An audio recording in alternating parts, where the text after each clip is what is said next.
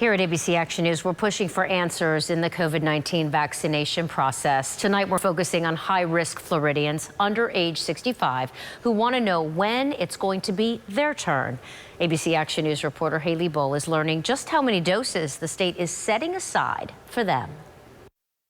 Christina Parenti is extra cautious during this pandemic. Life is the four walls of this house. That's because she says diabetes and scar tissue in her lungs make her high risk. But like so many others, not yet 65, she still waits for a COVID-19 vaccine. At least if I knew when I'd be able to get it.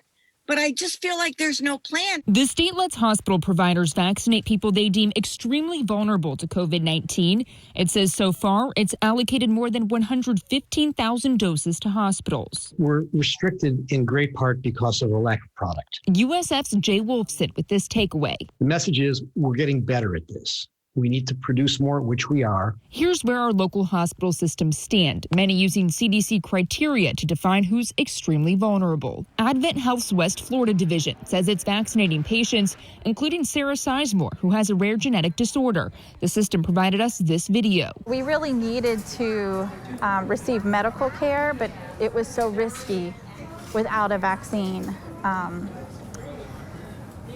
So this means a lot to us. Sarasota Memorial Healthcare System says it gave an allocation of doses Monday, reaching out directly to medically vulnerable patients in its programs. HCA Healthcare West Florida Division says it received a small allotment of doses for those extremely vulnerable at a couple hospitals.